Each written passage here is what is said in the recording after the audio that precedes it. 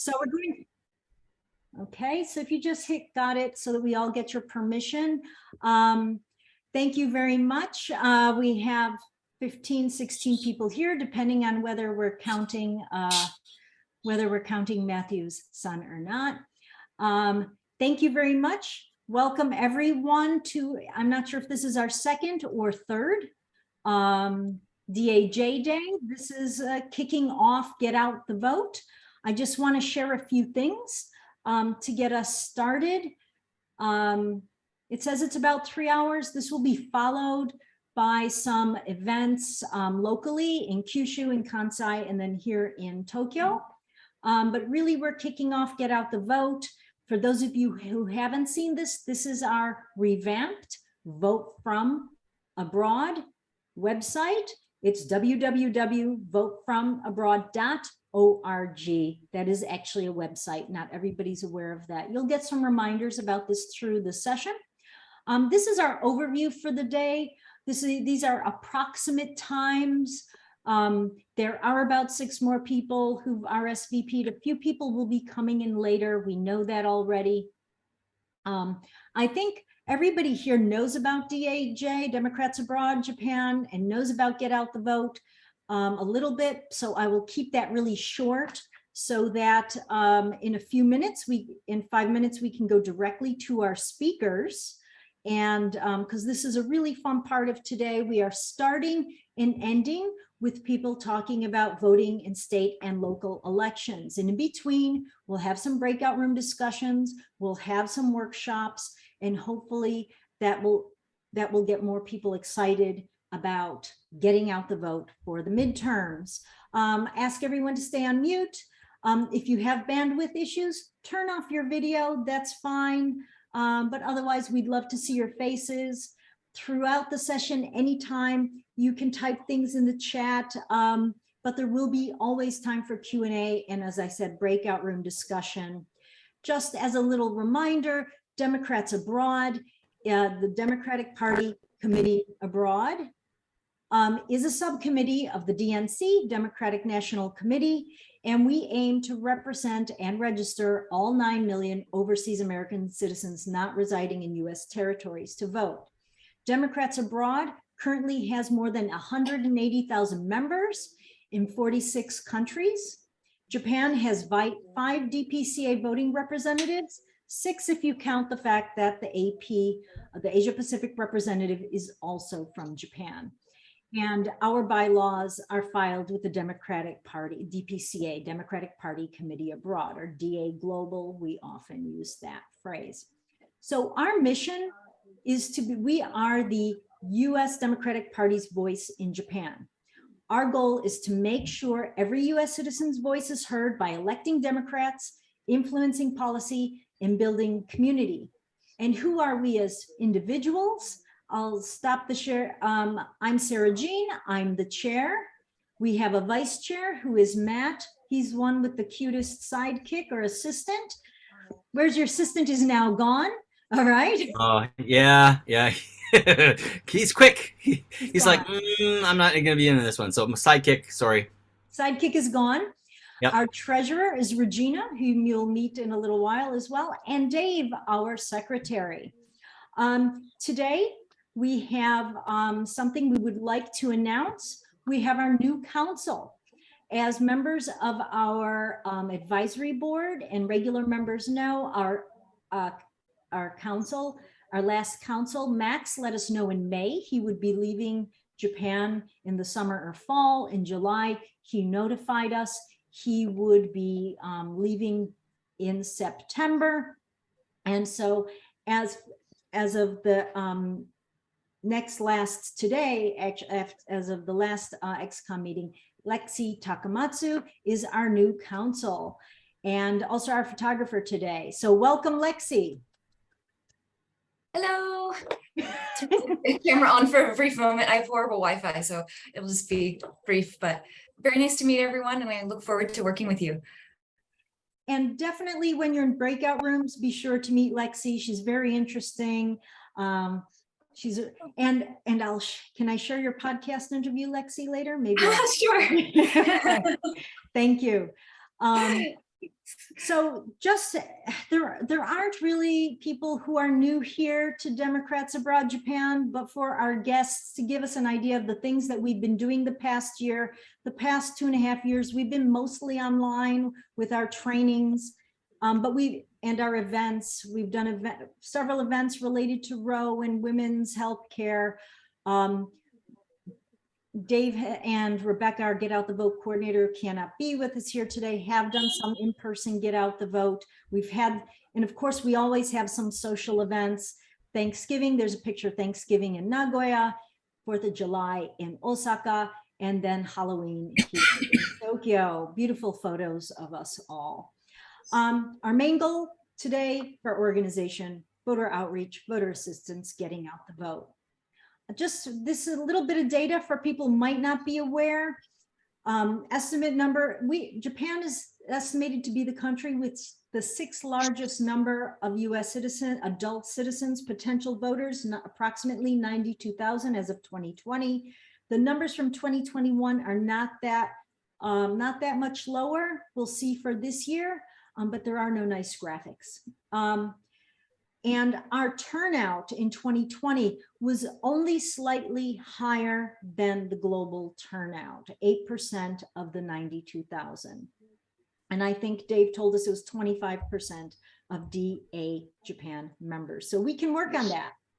And in 32 states, DA overseas citizens can vote in local elections because federal law guarantees the right in federal elections, but each state determines what happens in their state. So if you're in the green state here, you can vote in state and local elections. That matters. Why does that matter? Because all of these issues that Democrats care about, abortion, healthcare, taxes, all of these different issues, climate change, marijuana for personal use, rent control, a lot of these things are decided at the state and local level, not necessarily through referenda like these examples, but by state and local officials.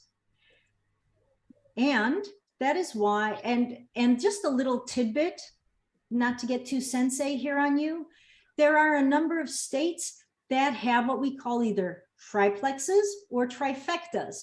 So a trifecta is used when you say that a state governor, attorney general, secretary of state are all members, same party. And then there was a triplex, and then a trifecta is when it's the single party controls governorship in both chambers of the House. And this is where I want us to say state and local elections really matter.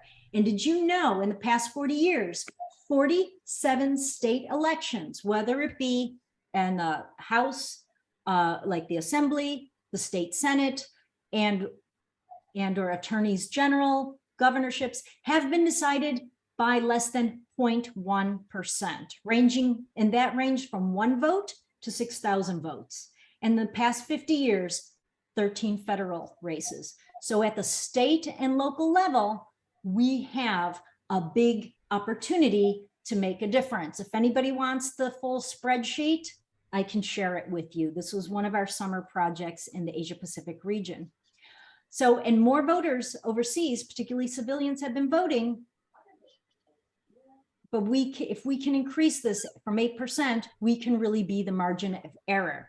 And that is why I've invited 2 past Japan residents, maybe some of you know both or either of them, to come and talk about why they ran for office and the importance of state and local elections. I'd like to hand it over to them in just a second, but it's really exciting to see a former Democrats Abroad Japan chair run for office. And then, dear friend, there you are, Michelle. Fortunately, you're both right in the middle of my screen. Dear friend from Japan, who I know who worked tirelessly on trafficking issues in particular. I remember that's how I first met you, Michelle. And that's the last time I had you give a presentation was about trafficking in Japan, somebody really committed to human rights, human dignity. You know, 2 people really committed to making a difference who, when they went back to the US, decided to run for office. So it's really exciting for me to welcome Brent O'Leary and Michelle Gates Roberts to join us here today. They'll give short presentations, and then we'll have a little time for Q&A. But I just want to say we don't want to keep them up too late because it is late at night for them. All right. So how about I hand it over to the person for whom it's the latest? Brent, if you'd like to go first. Thank you very much. And then we'll pass it over to Michelle. Thank you. Excellent. Thank you very much. And Sarah Jean, thank you for organizing all this. You're amazing. And thank everybody for your work there. I mean, you don't understand how critical it is. So I was in Japan for about 10 years, left probably now 14 years ago. But I was there at the consulate signing up people to vote and doing all the work and trying to find a place where we could meet for free and trying to find all the Americans in Tokyo. And thanks for everybody out in Tokai and all the other districts. I know sometimes you can feel a little cut off, but we really appreciate you. I was up in Tohoku for a year, so I love it. So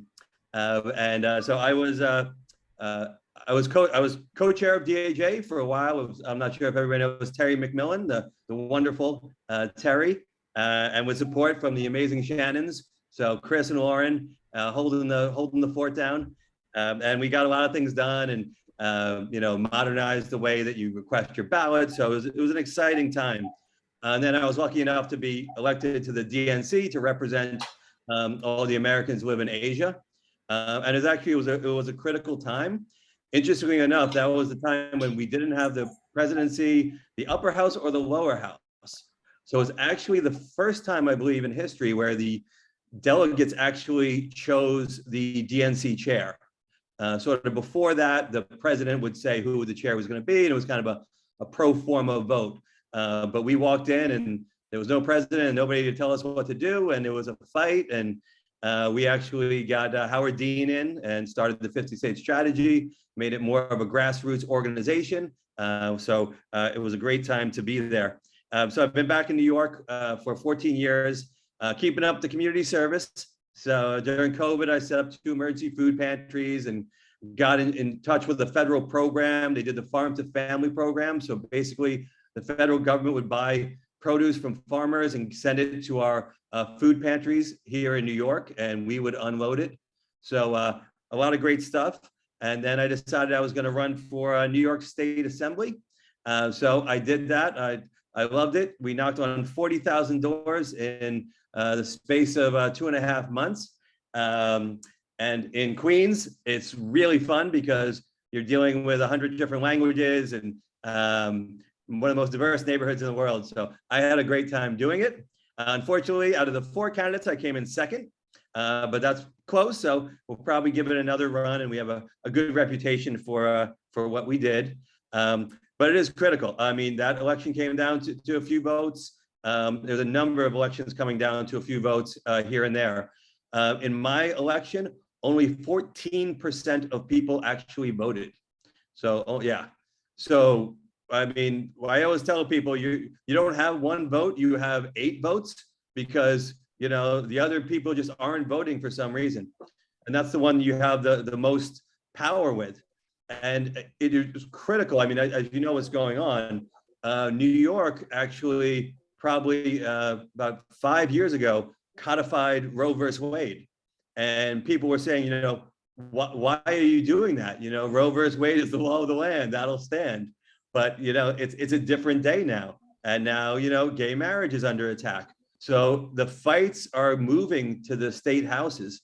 Our civil liberties. I don't want to depress you, but it is a very divided country over here, and it's coming down to these people that we put in local office because they're really the future of the party. As we know, Barack Obama started as an Illinois state senator. If he had got blocked off from that, what would have happened? And, being on the DNC, I got to see a little bit underneath the curtains of our party.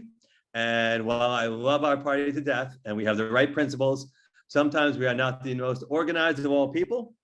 So even according to our congressperson, I asked her and she said, we're all sort of independent candidates. So, we think that it's sort of orders coming down from the DNC or help. No, it's a lot of it just jumping in, and saying, I'm gonna, give my time and talk to people and get out there. And that's what it is. I mean, so we are very different than the Republicans. I mean, we are run by the grassroots. So, and we determine the future of our party by who our city council people are, state assembly members, state senate, because they're the people who are going to then try to jump up and then, be the future of the party. So I want you to just understand how critical it is, because, first, if someone's not registered to vote, the chance that they will is very slim. So one, we need them registered. So get them. Once they have made that, then they've made a commitment. Then they're thinking about it. Okay, now, and then as soon as they're registered, every candidate in that race knows it. All right. So we buy the voter rolls, and that's who we go to. So we don't, especially we're not going to waste our time with people we don't think are going to vote. We're going to go door to door, and that's how you get your issues out. So even if your candidate's not winning, sometimes it's good to get the voters' issues in there and organize the base. So, I mean, it's a big undertaking, but it's really because of all the work that you do. I mean, our campaign was door knocking and phone calling and standing in front of subways every day. So, always fun. But, I enjoyed it. You meet amazing people. I think we actually even, got a lot of younger people involved and excited about the process who now want to continue and go forward. So you're even, getting the new generation to finally get involved, and once it's like the Matrix, once you take the pill, you can't not see it. So, I'm not sure I'm happy that I took the pill, got involved, but, when you take that and you see all the problems and that you can do something, then, you're in there for life, doing what you can. So, I'm always going to be involved politically or community service and making sure that, I can make my difference the way I can. But you have access to a lot of people, and sometimes it feels like you're a drop in the ocean, but you're really not, because, it's only really a small group of people who are moving the needle. So it's great to see everybody. I wish I was in Japan right now, having some nice food and seeing everybody. Hopefully I'll get back there soon. But again, just want to say thank you for all the work that you all do. Thank you so much, Brent. And the phone calling, door knocking, we can't do door knocking, but we can stand in front of subway stations here in Tokyo, at least, right? Thank you. So I'd like to pass it over to Michelle now. And for Michelle is still running, but in a very different race in Arkansas. And I'd like to pass it over to her. And I think that something for us to consider is I often hear from people first that, well, New York, it's a blue state, Arkansas, why bother? We can make bigger difference in Arkansas probably than we can in New York because of the number of voters. So I'd like to pass it on to Michelle and hear a little bit about from you, what you're doing and why you're running. Thank you. Yes. And first of all, thank you so much for having me here. I see it's so interesting because being an expat in Japan is really like living in a small town, right? Like I see so many names. I'm like, oh my gosh, we have so many mutual friends, or our kids were at Nishimachi or ASIJ, or we met in this office, or my husband worked with you there, or we were here or there, whatever. And so even though I may not know each of you personally, I promise you we are connected in less than the 6 points of Kevin Bacon or whatever. Like we are family, right? So I have to admit that when I was in Japan, I was not active in DAJ, and I am so disappointed in myself, but I was just so busy. But I was voting in every single election because I was a resident of Georgia at that particular time. But Arkansas, originally from Texas, Arkansas, I was a resident there and then moved back there in 2019, just in time to get settled. And then COVID happened. So just a brief introduction. My name is Michelle Gates Roberts, and I was in Japan for a total of, let's see, 9 years, I think. And then I was in Seoul for about 4 years. So over the course of my lifetime, I've lived about 12 years overseas. And it was the most, as you all know, it's the most wonderful time. It's the most challenging time. And as an American looking at American politics and looking at our home country, it is sometimes the most excruciating time. So I moved back home, and all of a sudden, so my daughter was in high school at ASIJ, and she was like, this was 2016, as you can all imagine. She was like, I think I want to be a teacher. I said, oh, really? Why? And then 2017 came along. She was like, well, the Secretary of Education should really have been in education before they're the Secretary of Education. I said, that's a wise point there. Anyway, so now she's in college studying. So she's a secondary ed social studies / poli-sci major, and is going to go forward, probably getting her JD, or who knows what's going to go on. But we moved back, and we went through one election cycle, and then we were getting close to the next one. And she called me up and she said, hey, mama, you know what? I said, hey, girl, what? She said, there is not a person opposing the candidate in our state house district. I said, wow, that's interesting. We really need to find someone. And then all of a sudden I was getting calls from all over the state saying, hey, girl, you seem like a common sense, progressive person, and we really need you. And I was like, oh, no. Well, obviously they talked me into it. This is my first foray into politics in this particular way. So as Sarah Jean alluded to, I've worked in the anti-human trafficking arena. I've worked for big pharma. I've worked for myself. I'm a consultant at the moment. I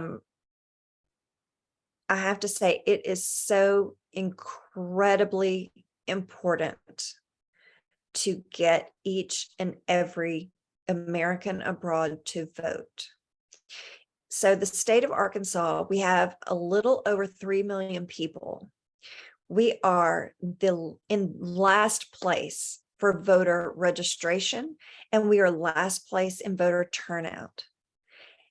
There are races that are won with less than 25 votes. It is astounding how important each and every vote is. And in my state, and I love it dearly, we have had a Republican supermajority now for quite a while, and they have made it harder to vote. They have made it harder for women to get the health care they need. We are one of the trigger law states. And right now, unless a woman is actively dying in a hospital room, she cannot get the health care she needs. And I know college students, 30-year-olds, 40-year-olds, 50-year-old women who are going to pharmacies and buying as many of the necessary medications to just hold for people who may need them. We are actively fundraising for women who may need to go out of state.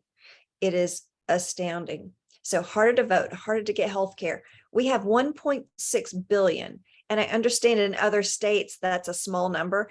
In the state of Arkansas, 1.6 billion is a huge, huge number. They refuse to give public school teachers a raise. And so and many more issues. And so with all of that, I was like, you know what? Okay, I need to step into the void. I'm going to run. And it's a tough race, but it's winnable. And I'm working. And I do apologize. I'm noticing I'm looking a little bit like a lobster. So this is the first weekend of college football. And in the state of Arkansas, that is a huge thing. And so that's where I was today, or earlier today. It is a huge, huge responsibility for Americans to actively use their right to vote. We're making phone calls. We are knocking doors. We are doing everything we can. And might I add, so you guys are what I would say, you guys are the ones that are plugged in. You guys know what is what. You guys are actively reading and watching the news. It pains me to even say her name. Sarah Huckabee Sanders, who is that guy's press secretary for a while. She is running for governor of my state. Her father was the governor a while back, and he ran for president, but that didn't work out. Anyway, and we have the most wonderful Democrat candidate. I'm living in the Bible Belt, y'all. And yeah, it is what it is. So the Democrat governor, the Democrat candidate that we have, he is a minister. He is a rocket scientist. He studied at MIT. He ran the Innovation Hub. He was a school teacher. He has all the credentials. He's an African-American. He is the perfect man. Like I could see him as president of the United States, but his Republican opponent is Sarah Huckabee Sanders. And so we are fighting things on all fronts here. And in Arkansas, your vote counts much more than it counts anywhere else. And so it's just a huge honor and privilege to be here in front of family, because like, oh my goodness, even my son, who was born at Keobuoin, he's like, are we ever going to move back? I'm like, son, at some point, I'm sure we will. It's an exciting time in Arkansas politics because we have so many wonderfully intelligent, empathetic people running for office. And that I'm not going to give you my stump speech, but empathy, integrity, and fairness, that is what I'm running on. And I think we need so many more legislators all over the US and the world that champion those values. And that is what I am running on. So anyway, all of the efforts that you guys are putting in, I just am so thankful. And I love being here. I don't know how much longer I can stay on, but thank you. And so whatever you do, whoever you talk to, whatever, email, text, flyer, whatever you're doing, guys, I'm so thankful. And it just makes me so incredibly proud to be an American, to know that we have so many wonderful people working to make sure we are championing our democracy. So thank you so much. Thank you very much, Michelle. Thank you very much, Brent. We have I know that you have to leave soon, but we do have a little bit of time for Q&A. I promised them they could leave at 1:45. So that's just about 15 minutes. If you have a question, can you either use the raise your hand function or put * hand up in the chat, which is usually used, whichever is fine. Questions, please. No speeches now. We'll have time for chatting later. Lauren, you're first. Thank you. Lauren, we can't hear you, my dear. You're gonna have to get closer, I think. Try again.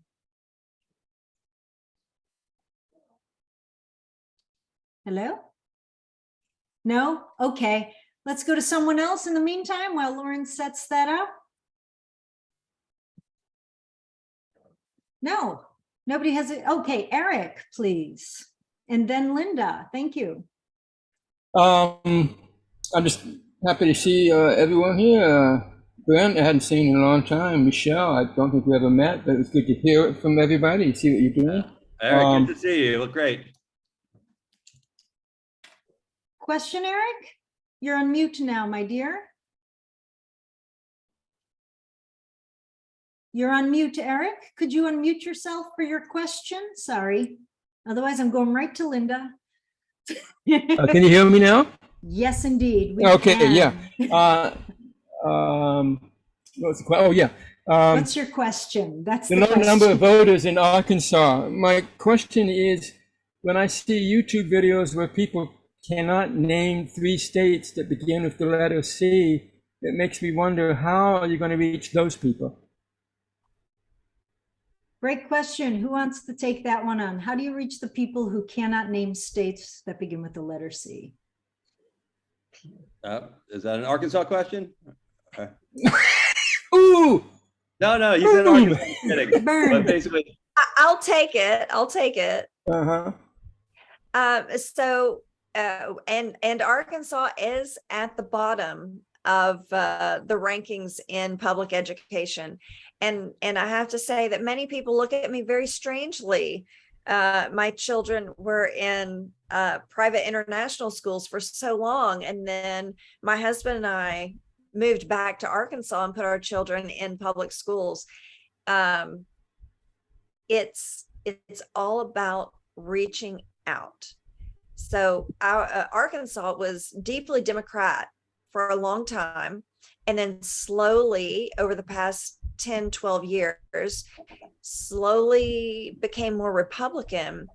And it was Bill and Hillary that really did that. They really put the public education, they zoomed it up, but then the leadership after that didn't do much.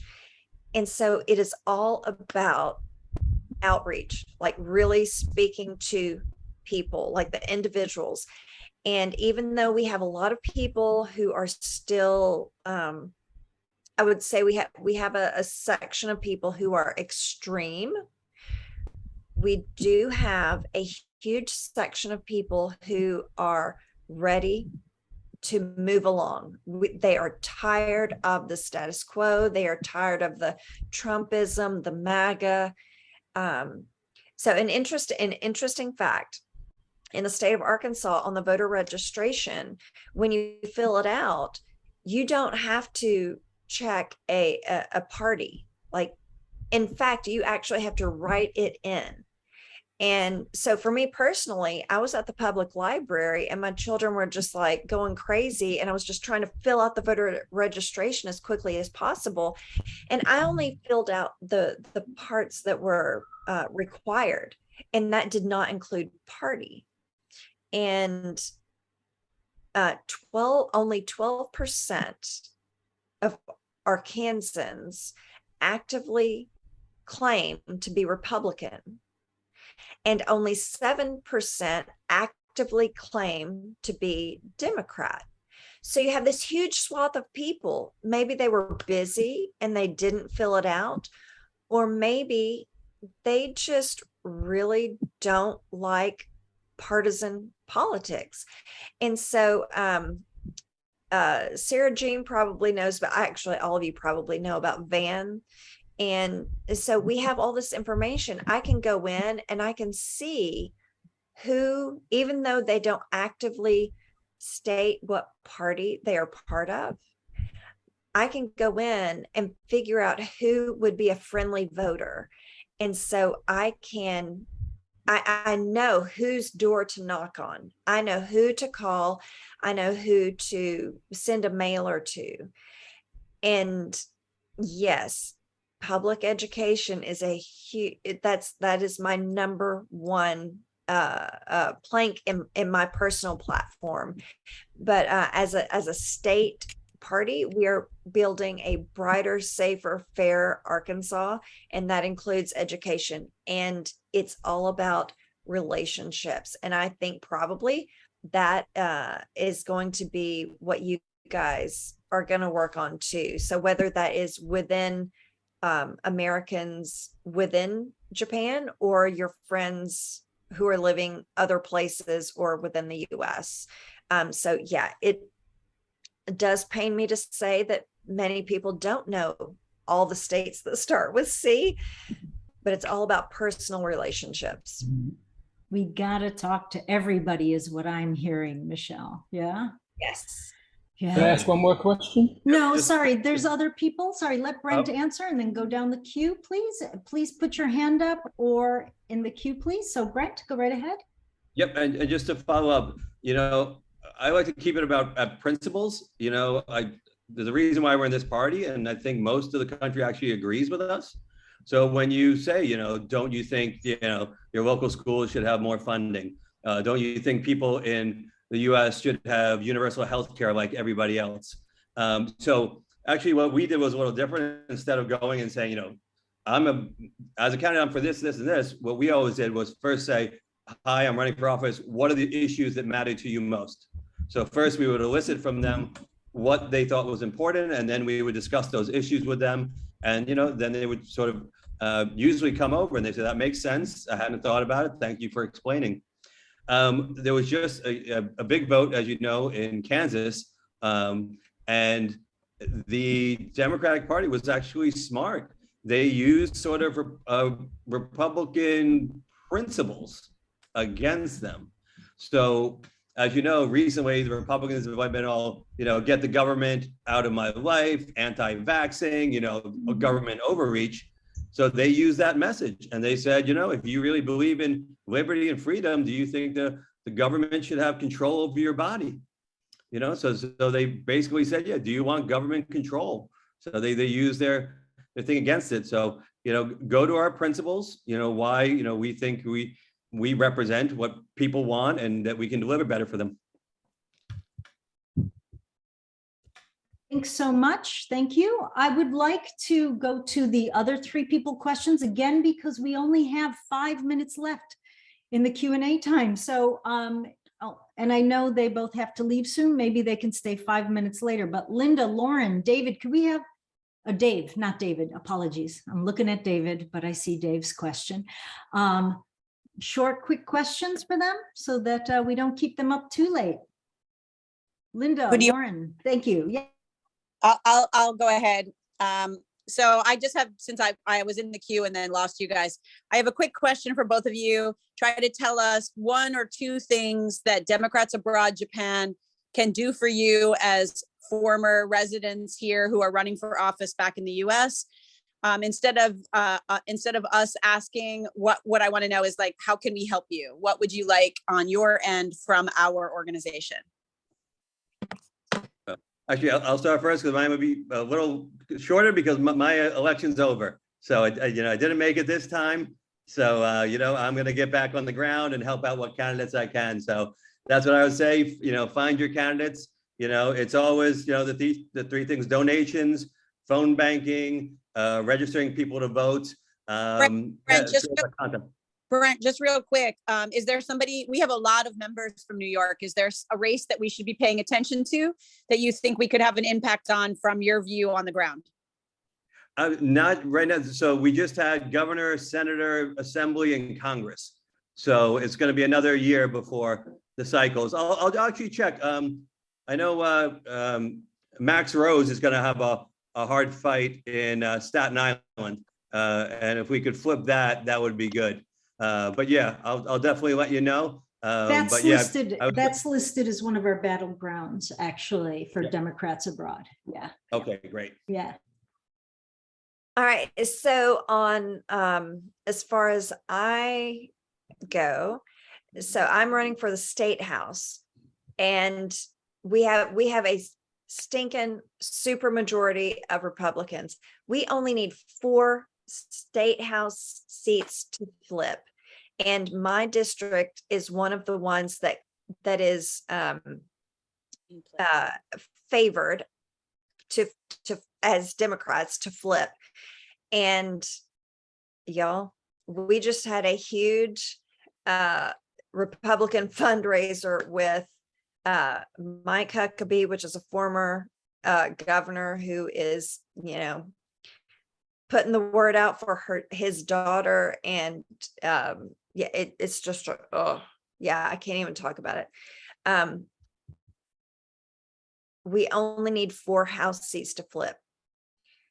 And the Republicans have so much stinking money, dark money, dark money. And y'all are going to laugh so hard. So, I lived in the heart of Minatoku for so long. I had more people in a 2-block radius than my vote win number. It is astounding. It is crazy. So, donations, like if we were to go out and do like Nomi Hodai karaoke, like donate that to me, and that would like put me ahead for a month. It is crazy how hard fundraising is. If you know any Arkansans, I know that's hard, y'all. I'm probably the only Arkansan you know, but if you know any, remind them how important it is to vote. We only have a little over 3 million people in the state. It is so important to vote. So just reminding people how important it is to vote. And if you say, hey, Michelle, I remember you, I like you, or, we're a Tokyo family. Seriously, a few yen would make a huge difference. Impressing to people that minor extremist voice, which sounds like a majority, is actually a minority, and that the future is ours and we can write the future. It is actually so exciting. Those voices we hear, they are the minority. They're just loud. So we need to explore those relationships with other people and just make sure we can talk to them. So donations and talking to people and reminding them to vote. That is what we need. Thank you so much, Michelle. And there are several requests for information from both of you in the chat. You can always put that in later, or I could send it to you, send it to everyone after when we share the slides from today. Linda, your question, please. And I'm sorry, I know we're already over time. Linda, please go right ahead. You must unmute yourself first, however. Okay, Thank Michelle, you. it's just a simple question. You're running for the state house. That means the state legislature? Yes, it does. It has 2 houses? Yeah, it's just like the federal government. So we have the governor, we have the legislature, and we have the judicial.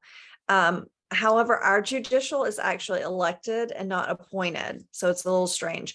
But yeah, we do have the House and the Senate in our state legislature. So you're running for the state, I see, the state house. Yes. How many in it? So we have 100. In a 3 million state, right? It's a little crazy. Actually 76. Yes. Hang in there. Gonna Yes, win. Thank you. Yes. I'm done. As I did put in the chat, I did look it up on the global database. We do have 500 members total in Arkansas. And so not just in Democrats Abroad Japan, but total people from Arkansas.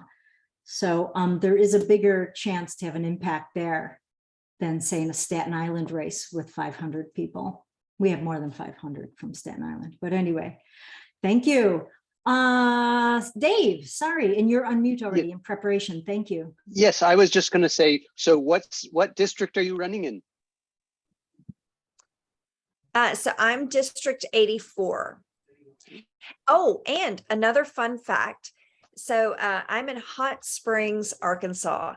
And yes, we are named for the hot springs. We don't have onsen per se, but we do have the hot springs, and they've put it on tap kind of. So we can, the regular citizens of the city can go and like get the hot springs from the tap and take it home and like drink it or do whatever you want to. But we do have a sister city, Hanamaki, which is in Iwate Prefecture. And it's just been we have a really interesting relationship, and we do exchange with them. And I'm on the board, and I'm the chair of I'm sorry, y'all, it's called the Cherry Blossom Festival. And I'm like, I cringe every time I want to say Sakura or Matsuri or, Hanami, and it just kills me to say Cherry Blossom Festival. But anyway, yes. Thank you. Team 84, Lauren wrote, let's get those. Yeah. Hot Spring Onsen fundraiser. Sounds great, Lauren. Let's get that started. Thank you. Let me just have a brief question to Michelle and Brent. Could you stay 5 more minutes? Could you take one more question? Sure. Yep. Thank you. We have one more question from John Helwig up there in from me up there in Yokohama. Thank you. Dave asked my question. I was going to ask whereabouts in Arkansas you were from. And so he asked the question, you answered the question. So, basically the Hot Springs area and, House Race 84. So, that's. And one thing everybody can do, anybody who's here on Facebook, I'm not trolling Michelle, I'm just sharing her information on Facebook. And I know in Kansai, we do have some Arkansas voters because I met them on the 4th of July. And again, we have many members who say, oh, Sarah Jean from New York, you don't understand what it's like to be from South Dakota, from Arkansas, from Alaska. Your vote counts almost and I think Brent, you said 8 times as much even, or maybe 10 times as much. Alaska just flipped. So, hey. Yeah. Yeah, this matters, especially if in the primaries are generally over. There's only a few, 2 or 3 primaries left. But your vote really matters. We are the 6.5 million eligible voters are, remember, this is more than, is it 38 or 39 states in the US? So we can make a difference. It's more than 500,000 people in Asia Pacific, 85,000 people who are not members of DAJ in Japan. Only 20 of them are members of Tokyo for Tea. Okay. So if we get more of those people registered, we can put people like Brent, like Michelle in office. Brent's not running now, but in the future, we will get him there. Do we have a final question or comment? I know it's late at night for them. No? Big thank you, big round of applause from all of us to the 2 of you. Thank you for what you're doing. But definitely everyone go on, if you're on Facebook, look up Michelle for Arkansas. You'll find it pretty easily. And Brent, when you run next time, let us know in advance, all right? Don't let us find you. Will do. Teamwork makes the dream work. Appreciate it. Thanks, everybody. Wish I Can was we there take with a you in group person. photo before our guests leave? Exactly. We already have our photographer on it. Thank you. If everybody wants to put their cameras on, you don't have to. It's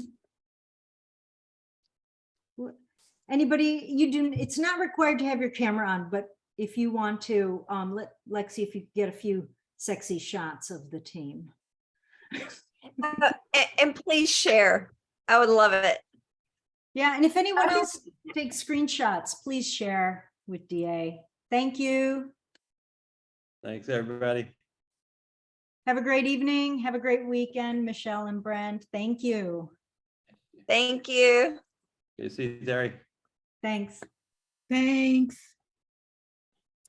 So Sarah Jean, I'm on my iPad and I can't save the chat. So I assume that you'll be posting the chat. Well, so not everything, any links or anything like that. Any links. Yeah, yes. That's so moving forward, I thought that I'm so happy they could both join us. It was really exciting to see 2 people we know here who are running for office. I'd like to move on to the second portion of this. And we are a few minutes late, so I will keep my introduction to this section a little short, also because a lot of people here may know a lot of this information. Key dates, November 8th, election date. On November 24th, that's 45 days before the election when you should receive your ballots, which is why the week before, the weekend of September 16th to 19th, that's Friday, Saturday, Sunday, Monday's a holiday here, is a weekend of Democrats abroad, global weekend of visibility. So, and why are we doing this? Because we want to raise, sorry, I'm going backwards. We want to raise a profile, not just of battleground state races, but also to motivate people to get involved. DA, as many of you may know, has state committee teams that are working specifically in these areas, but also doing other things. Thank you. Dave put this together earlier in the year. This is according to Cook. These are some of the key races, not all of them, but and Dave also included our DAJ voters just to get us thinking where we can make a difference. All right. The key races in the House, you know, there are 435 House races. At least 3% are considered battleground. But several others of these really, let's just think about if people vote, they can be battleground or we can make a difference in the margins. So 435 races, there's a lot of places for us to make a difference. Remember, we know what enhances voter turnout, and where we come in is investing in voter outreach, investing in one-on-one contact with people. Many people will tell you that, and I'm sorry, Linda, you have seen this slide before. You've joined all of our action meetings. People will say, I'm already registered. I registered in 2020. I registered 2018. I registered in 2016. We always want to remind people that since 2020, 49 states have had more than 400, closer to 500 now, bills to restrict voting rights. 30 laws have been enacted to make it harder to vote, and 20 states have made it easier to vote. The ones in the orange are the states where it's been made harder to vote. Surprise. I'm not going to go through this, but just to give you an idea at the global and country level, we're trying to do various things to reach out to people. And what we're going to do in breakout rooms is in a few minutes, I'm going to go through what the theme of each breakout room is, just a moment. We're going to just have some general discussion on what you think we can do to really reach out to people. And there's 4 breakout rooms, how we're going to get in contact with people. Room 1 is going to be focused on public events. And in that room, there will be Matt, our vice chair, and Regina, our treasurer. That'll be in room 1. This year, we just started going back to doing public events in the summer. Dave and Rebecca were at Temple University, Japan. This is an old picture of them. But there are public, festivals and things like that. So room 1 will be sharing ideas about that. Room 2, which will be Ray and David G will be in there. We'll be talking a little bit about social media. We use social media to post contents, not just, for example, on events, but also things like you see here, New York primary date example, or social events, or sometimes on global campaigns, like when we have the global campaign on gun violence prevention and gun control, and that was back in June.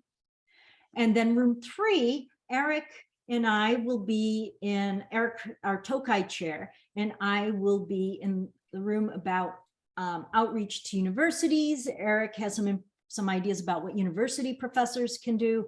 I have some information what we can do about reaching to study abroad students.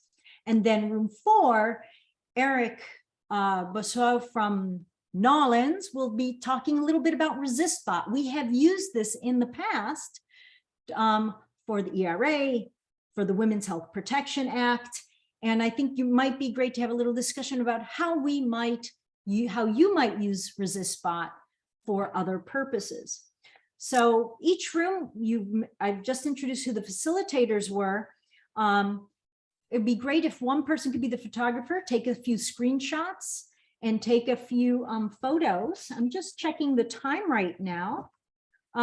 We would like everyone to come back to the main room in about, let's see, at 12:10, and I'm trying to see what time it is. I have no devices to tell me time. In about 12 minutes. So we would like to, Dave, when the rooms are ready, the 4 rooms, 1 is public events. You can choose any room. 3 is social media. 2 is social media, 3 is outreach to universities, the professors study abroad, and 4 is using ResistBot. Dave, anytime you're ready, I've just clicked open rooms, so people Okay. should be jump able right in, everyone. to jump in. Let's see. Just, you should be able to click on, I'm joining. Just join any room you like. If you can't join,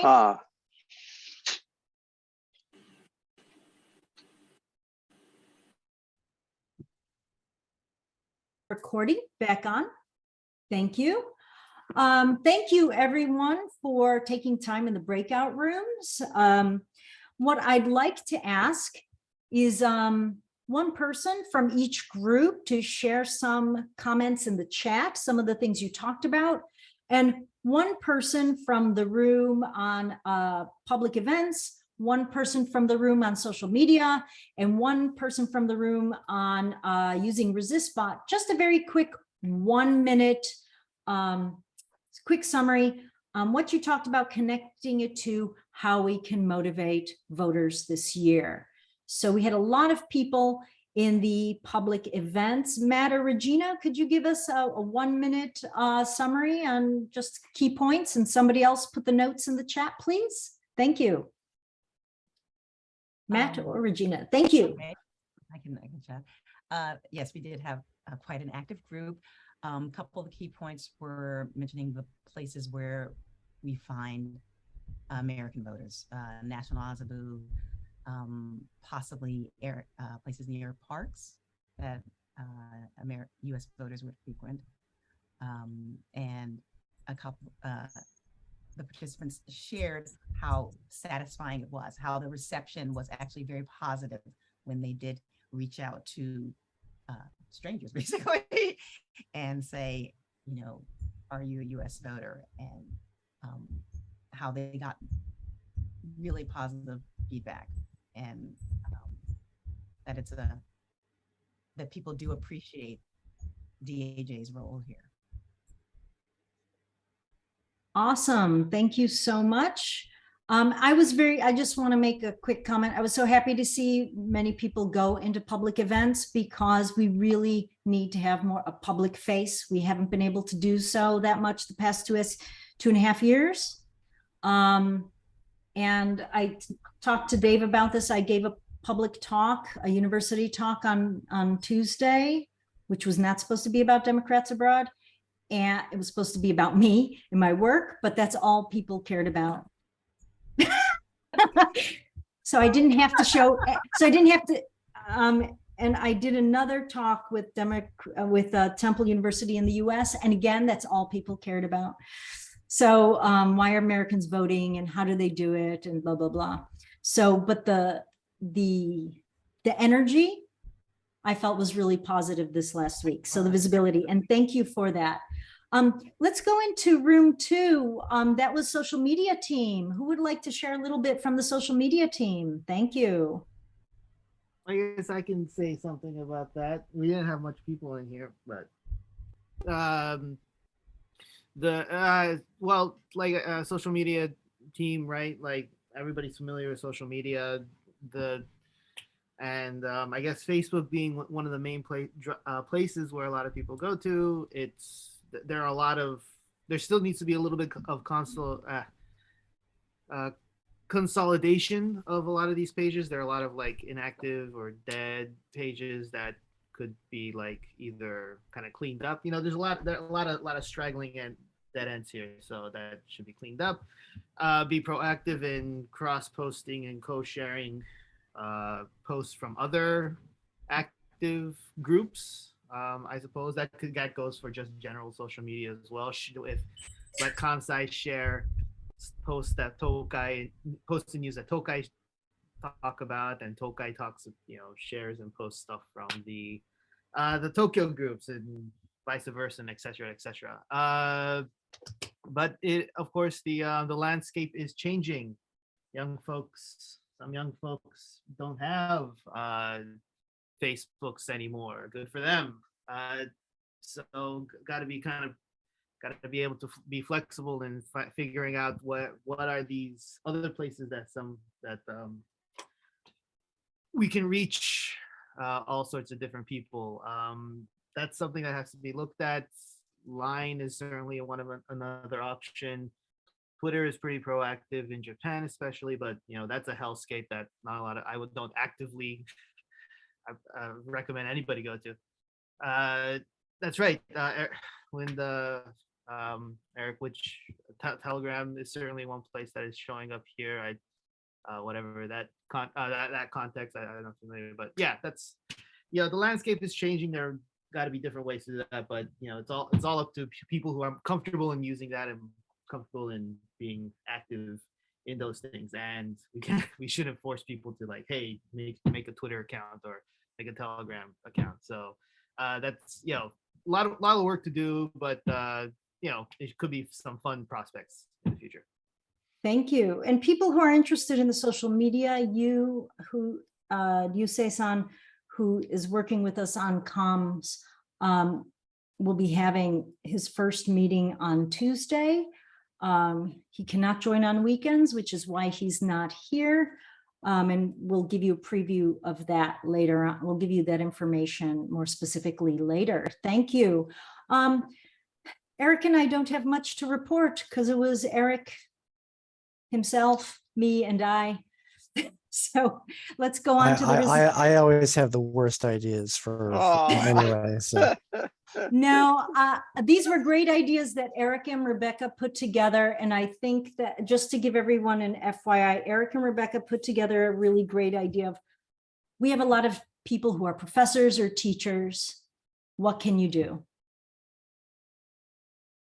And the really simple things, like 5 simple things any teacher, any professor can do. So keep up the suspense, or we'll share it in the chat. Maybe we should just share them in the chat. Please share it. Yeah, just share that, and let's just share that in the chat. Let's move on to ResistBot, please. Quickly, who wants to talk about ResistBot? Eric, did you want to talk about that? I didn't see who else was in your room.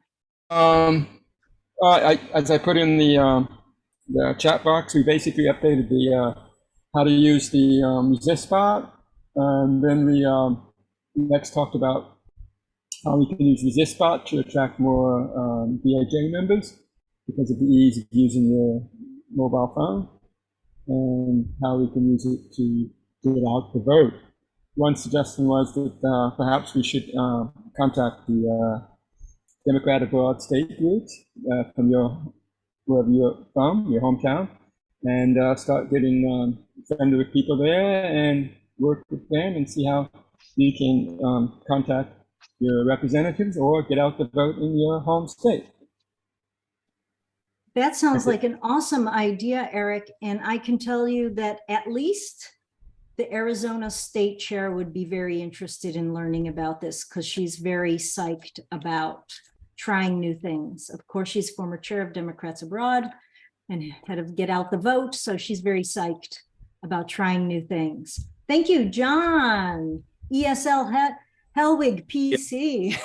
He's got the long title there. That's me. One thing about Facebook is that there are state groups. I'm a member of Pennsylvania People Abroad, but I don't vote in Pennsylvania anymore just because I last voted in Connecticut, but I still participate in their group and get some stuff and post some stuff there on occasion. So we need to be looking for people that are related to us in some way, either places that we used to live or places that we want to live or whatever, and try to make a difference in those locations too. Good call, John. And actually, some of the state committees appoint people, including Arizona. I just always happen to hear about Arizona because I'm in meetings with the person who's the chair of Arizona all the time. I have been doing Adopt a State. So like if you're from a safe district, like a safe congressional district, like I am in New York, that adopt a district in another state to, or say where you have relatives that live. I have relatives that live in about 20 states, to adopt a district and help them in that district. So there are Facebook groups for most of the state teams. That's a great idea.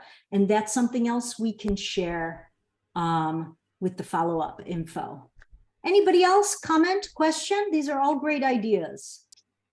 Yeah, I should probably get involved with people in Arizona because my brother and his wife moved there from Pennsylvania, and my sister-in-law is a trumpet, shall we say?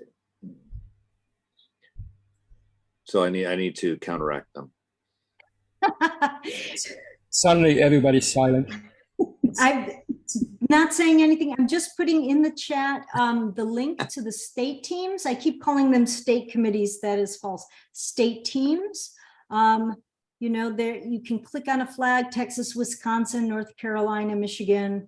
You know, so the Democrats Abroad state teams are all looking for support. California is there not because it's a swing district, but because we have a lot of Californian voters. New York has an unofficial team because all of us are from like the same places, and we're encouraged to adopt a team. But it's really, and this is another way when somebody recently said to me, well, I'm from Virginia, I don't care about, you know, what this, there you go. They can join a state team and have an impact there.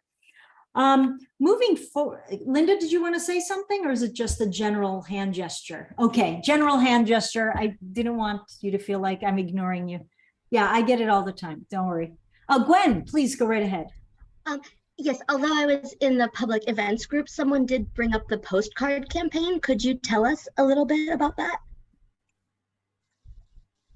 So we got funds to get, okay, so this is a great point, maybe talk about this. In the summer, Democrats Abroad notified us that we would get money, that Democrats Abroad globally would get funds from the DNC. DNC has committed to $300,000 to Democrats Abroad. Why? Because we made a difference in 2020.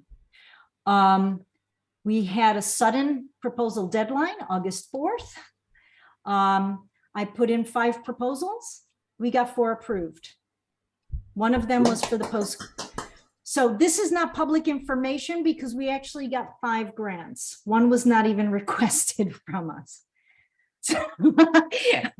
So this is not public because there were only 50 grant proposals put in total, and we got 5 out of 50. So one of them was for postcards. The postcards are going to be to go out to the battleground states. Dave, do we have any other information? We just got notified of this. American Chamber of Commerce, Stars and Stripes, and Japan Times ads. Still don't know how much money, but we've been told we're approved. When you get you'll get postcards when we know what's going on with the postcard situation. Okay. Yeah. I would love for us to do a postcard writing party, like have a day where we have people. I'll bring wine. Somebody bring beer. Somebody bring pizza. Get a lot of, sorry, it'll have to be in Kanto if you want, or Tokai if you want me there. Osaka, it'll be a little bit more difficult to get people. But literally, we just got the monies approved. There is another outreach thing, but we will not be doing it. This is the state voter rolls that Brent was talking about. Originally, we thought we would be doing these postcards. These will only be to our members. We're only doing to our members. Okay. Thank you. Anything else? No. So for the voter rolls, is that still going to happen? But it's going to. We are not doing anything about that. We're not doing anything with that. It's going to happen. If it's going to happen, Global's going to do it. Oh, it's already starting. So just for people to know, DA, Democrats Abroad global level, has the voter rolls. I forgot for how many states, 30 some. But because of all the privacy issues and the requirement for them to be cleaned up, the decision was made for at the global level for them to handle the contacts, because dividing them up from 50 states to, yeah, brunch party, Lauren, putting you on that, to divide them up then amongst 6 countries was starting to be a nightmare. 50 states and then divide it, yeah. And as of 2 weeks, so we're only doing the DA members postcards.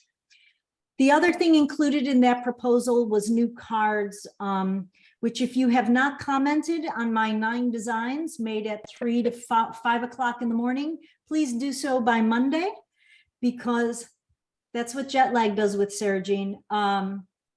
Thank you. We are almost out of these, but also some of these have a lot of these have old information on the back, such as you must print out and use regular mail. So hopefully Visibility Weekend will have new ones, but we want to get rid of these first.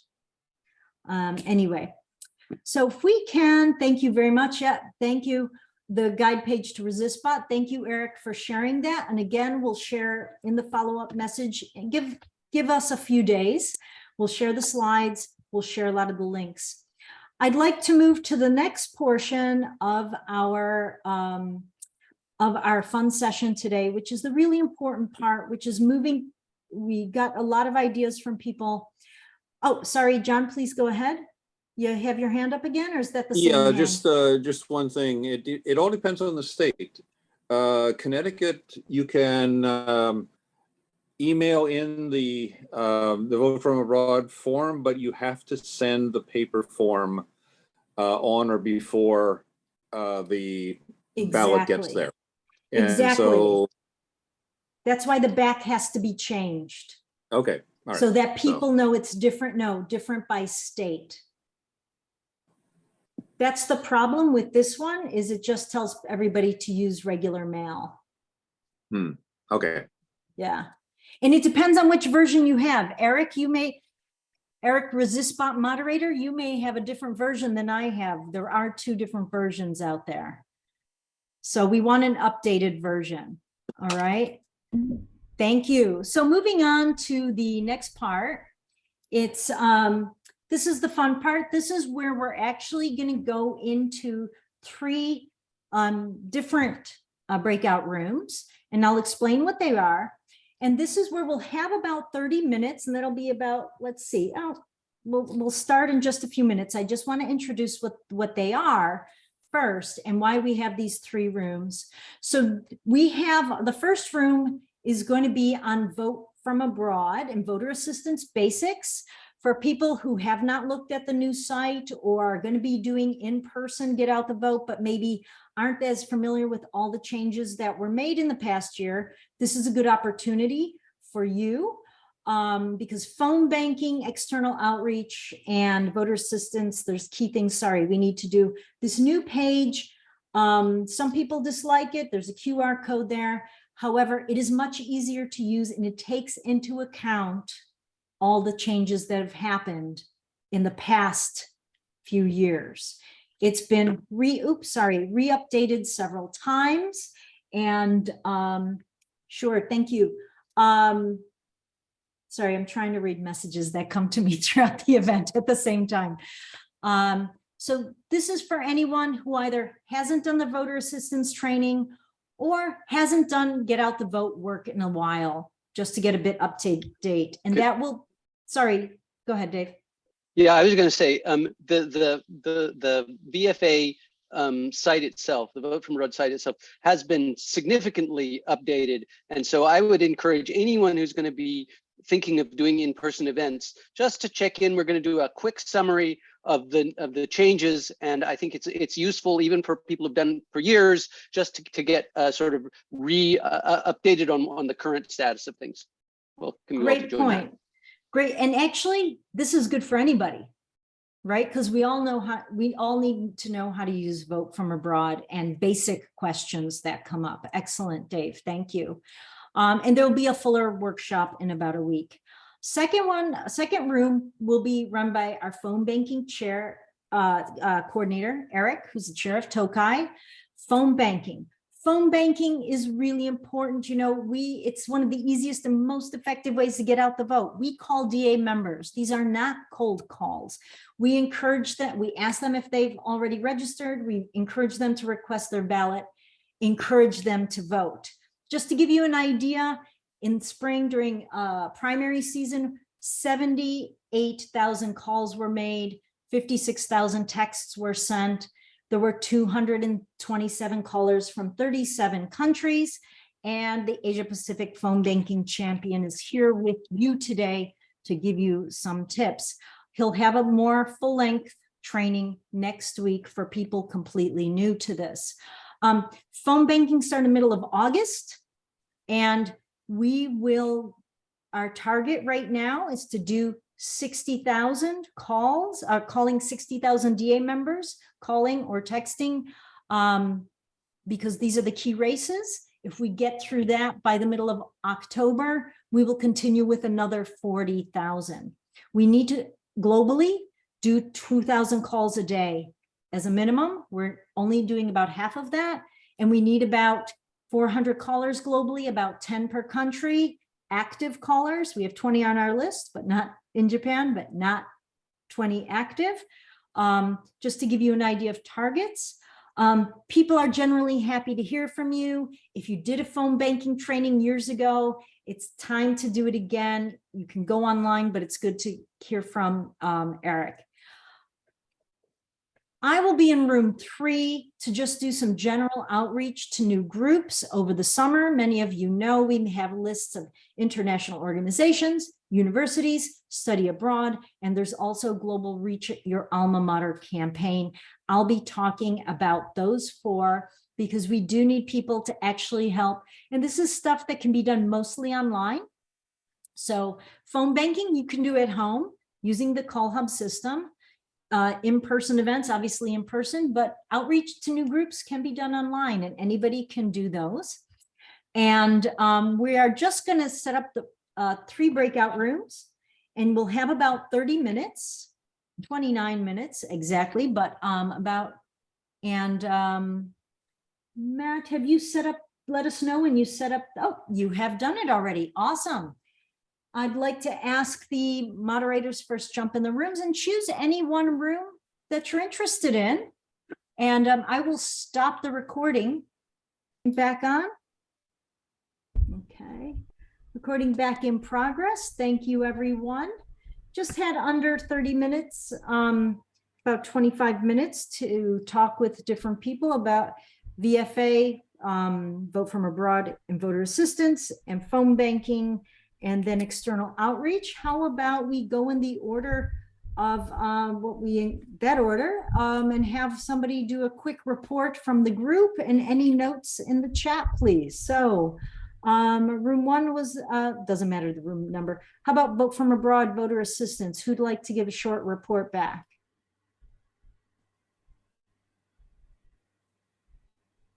Who's your spokesperson, Dave? Who's your team spokesperson? I'm not sure. We didn't set. We were supposed to. We didn't set a spokesperson and or take notes, because basically I just walked people through the presentation. Gwen asked specifically what were the differences between the old VFA site and the new VFA site, and we discussed that a little bit. Basically what I said was that the core of the software is the same as it was before, but that the entrance is much better. It now is specific to each state, and it also tells you what you're going to need to proceed. If you don't know your state, there's a page which tells you how to find what state you should vote in and that sort of thing. So the entrance, the entryway is much better. So we discussed that, and I promised to provide everyone with copies of the updated presentation, which I will do. Thank you. And yes, somebody had given me a bit of a complaint about why there's so many steps.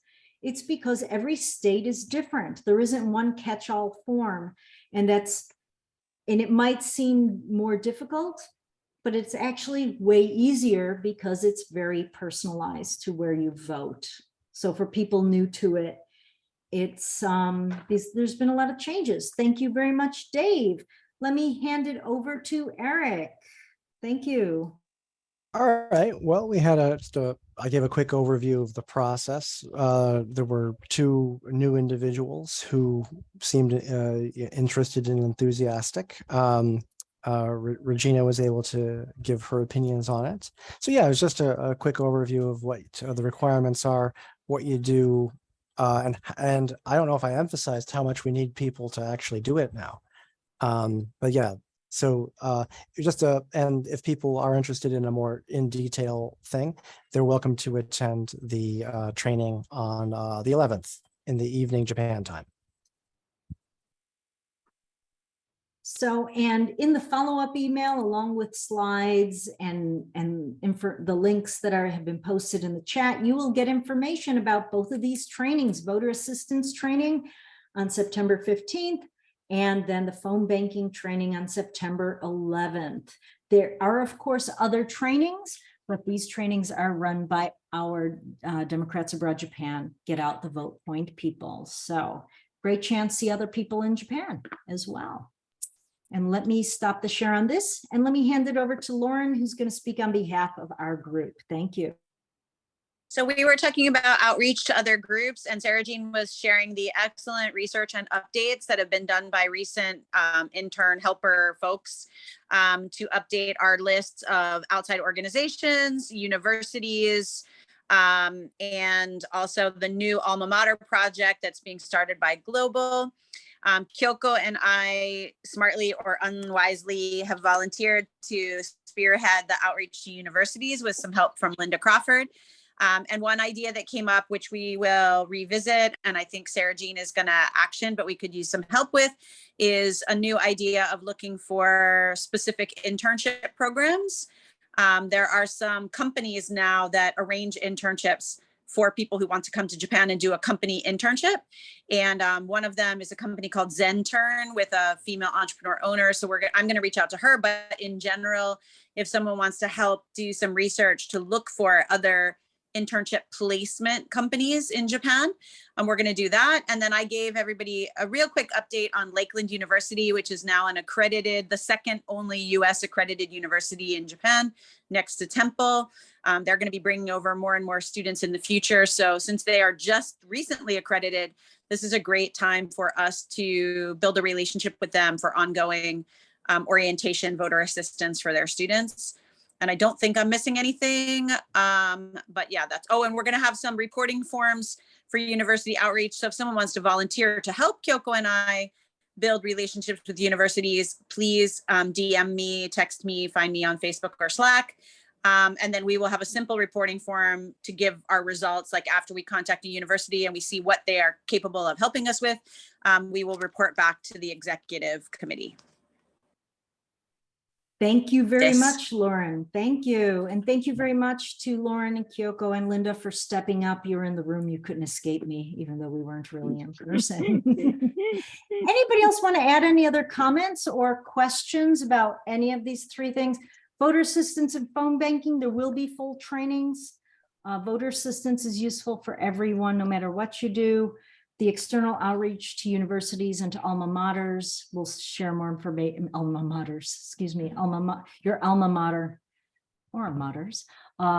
That information will be forthcoming, but that is either for students abroad or to your alumni association or both. Any other questions, comments, or anybody? No. In about, I'm just looking at our schedule. In about, in about 15 minutes, we're going to have an opportunity for a little bit of action planning. But what we thought we would do first, or commitment statements, what we say we will do, commit to what we're going to do and confirm each of our next steps. But before that, we thought this would be a good opportunity for us to put a little bit of an emphasis on the chapters and regions. And I'd like to hand it over to Matt, who'd like to talk a little bit about the importance of local of the regions, the chapters, and local outreach. Take it away, Matt.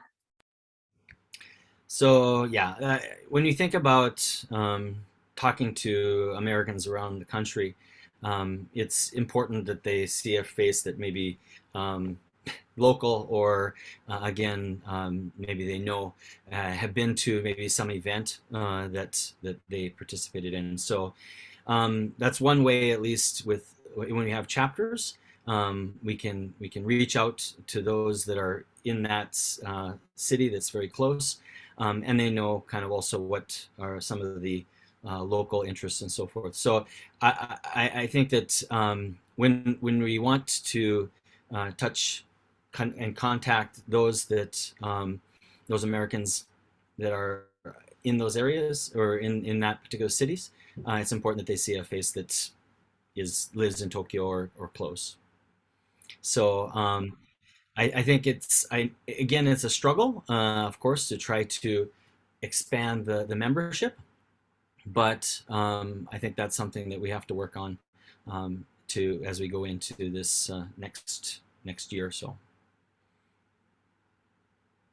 Thank you. And for our chapters, just so everybody remembers, there's Kanto Kansai Tokai chapter, and then representative of regions. Right now, the only representing region now is Ray, who is in Kyushu. And I thought before we have some local discussions, maybe Ray and David Graves, excuse me, would just like to say just a few words, a minute or two, about the types of things you've done or what you'd like to do. Raymond or David, who'd like to say a word, just a minute or two first? Thank you, Raymond. Kick it off. Yeah, thank you. With this, yeah, so I'm member at large of the KSO region, the Kyushu, Shikoku, Okinawa. So it's a massive area, and I'm only located in Fukuoka. I've been trying to, do some, in-person events at some of the more stomping grounds a lot of expats are going to. People's, I don't know what it is. Kansai definitely felt different when I was there before, but especially in Fukuoka here, there doesn't seem to be an air of that much like political action. Then again, I don't meet a lot of Americans, but I'm trying to reach out there as I can. But it's very limited because, well, I don't have any ways to get in touch with people literally on 2 different islands now with Shikoku and Okinawa. So it's a little bit tough trying to find some more local flavor in those other places, maybe trying to expand the network. Thank you. And how about David? Do you want to talk a little bit about what you've been able to do in Kansai? Thank you. We've had a couple of events recently, and with the help of a couple of people here from actually past Democrats, Linda and Ray, been able to get people together. Every once in a while, had a meeting with Linda about a week or so ago with Kyoto members, and yeah, trying to organize some more get-togethers just on a monthly basis. Yeah, just trying to keep in touch with people in general, and moving on from there. Yeah, and unfortunately, I'm just looking at the people who are in the room. We did have more people from different regions signed up, but who did not join us, except they joined for the first session only. I guess Kansai are Linda and David only. Is that correct? Yes.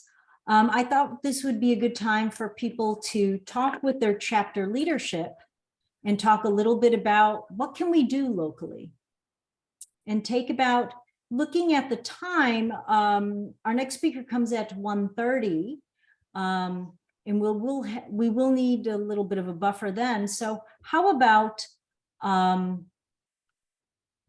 back at 1 in about 15 minutes or so, but talk with your chapter leaders, come up with some plans. What can we do in our different regions? What can we actually do? how does that work for everyone? And let me just set this for, okay, there we go. I'm I just see changing the it's in that, time. on the left corner. Yeah, there's that. I'm bar changing the that- time. Thank you. Yeah. But you can't change it once it started, by the way. Yeah, I know. Yeah, I That know one. that. Yeah, yeah, that I know. So we can go into the different breakout rooms, and Ray, if you need an XCOM member to chat with you about some ideas, we can do that, or we can talk about something else. So Kanto, Kansai, Eric had to leave, so there is no Tokai room, and Lauren is alone, the vice chair of Kanto in there. Please join her, please, somebody. Kansai is only 2 of you, but how about you guys have a little talk about your next Kansai event? Thank you. I'm going to stop the recording. Good. Welcome back, everyone. Welcome back. Welcome back. Good to see you. I heard a nice little Kansai Kanto meeting, and I'm not sure what was happening in KSO. But anything anyone would like to share from Kanto Kansai KSO? Anybody who would like to share just quickly? Any Well, I'll jump ideas? I was talking with Linda and sorry. Go ahead, Okay, Kansai I was first. just speaking with Linda and just making more of an effort to get together more often. I was thinking of setting up a meeting on the 18th or 25th of this month, kind of look up some deadlines for voting registration stuff, and then maybe set up a meeting to inform other people by a Zoom meeting. Let people know what's going on, and then they can kind of spread the word as well as to what deadlines to look out for as far as voting and things like that go, and then just keep regular meetings. Try and decide of a good day, maybe a Sunday, early Sunday morning, 10 or 11 or so for an hour or so it's not in the way of people's schedules, not too intrusive, but just trying to keep in touch with people in that way. Thank you. Yeah, and if it's a regular date and time, people will know where it is. Meeting doesn't sound very sexy, I think Linda said, but no. But communication or brunch sounds better, doesn't it? Yeah. But I gotta remember that. I'm a mimosa meeting. Maybe There you go. Mimosa for votes.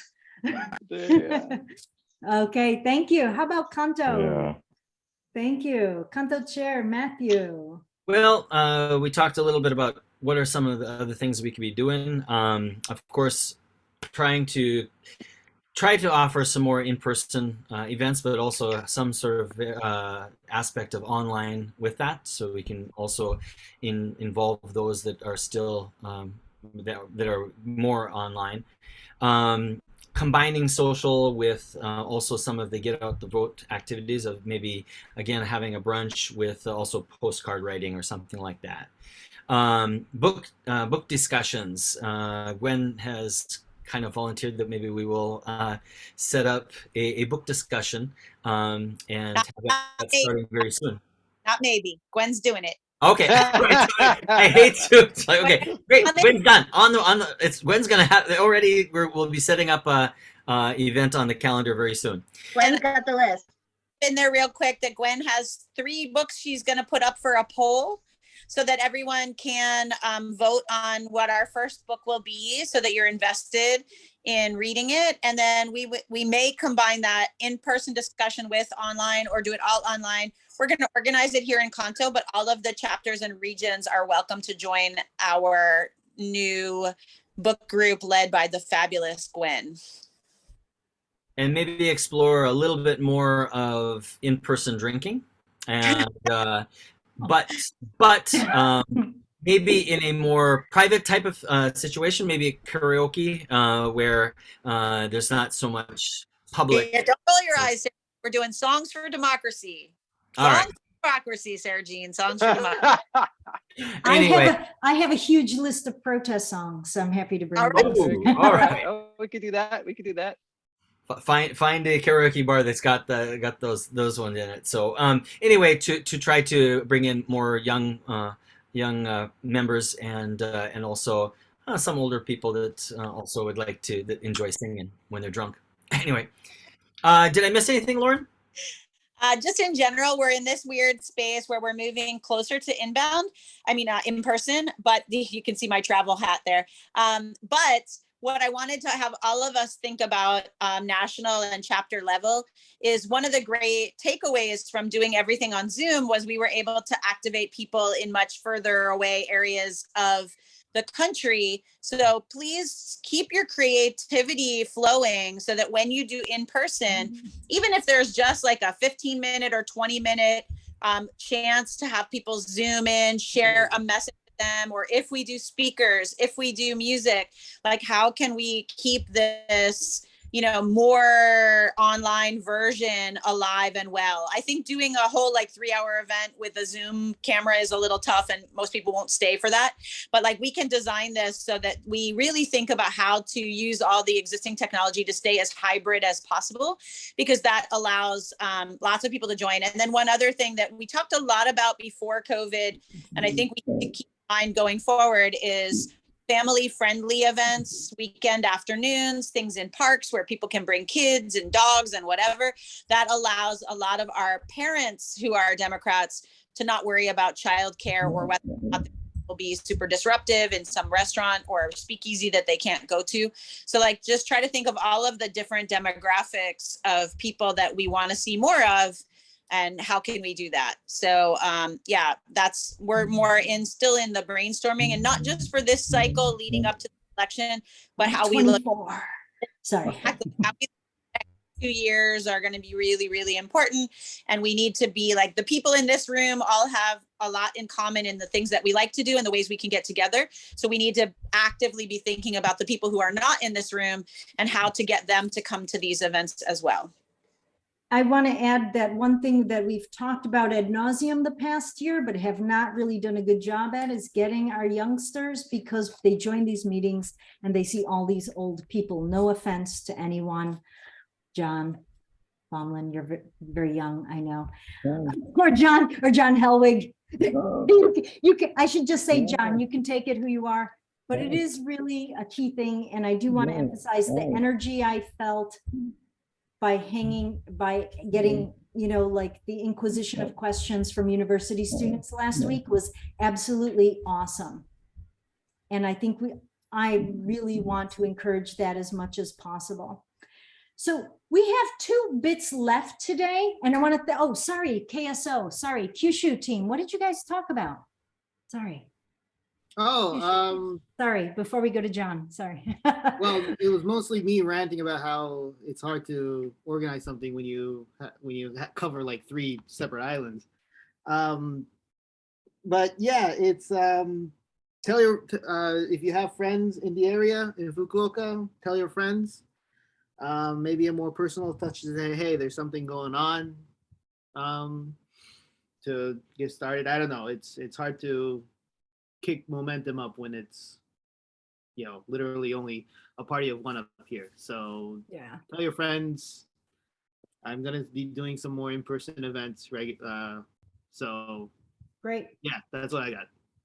So one thing we did find just with the last 2 Kansai events, that the email from Kansai was much more effective than including anything in the DAJ newsletter. It seems that people assume everything is in Tokyo, but if there's a Kansai specific message, and a week in advance is better than 2 days in advance. But we did get 2 people from Kobe, Arkansas voters, show up on the Saturday before the event, show up when the email was sent just the day before. So the more personalized, localized messages are really key here, I think. Dave and I can help you send stuff out. I know, Ray, you can send stuff out. Eric can send stuff out for Tokai, but for Kansai, if you need our help, Kanto, you know what you're doing, right? Thank you. I think those more personalized messages really, really help. especially for in person. So thank you very much. I'd like first, we're going to do the action item bit at 1:50 instead of now. And what we will do now is we're going to return to our opening theme, which our opening theme was the importance of local elections, the importance of voting in all elections, and the importance of Democrats abroad being visible and active, and the importance of your voice. And I would like to hand it over to the former Democrats Abroad chair. Yes, another one here, another one here, who is now our Asia Pacific representative to the DNC. And although John would like to spend about 10 minutes ranting about the difficulties there, I asked him specifically to come and talk to us today about the big win, but the big struggle that he's been involved in for the past few years, New Jersey voting rights. And without further ado, I'd like to hand it over to John. You get, yeah, exactly.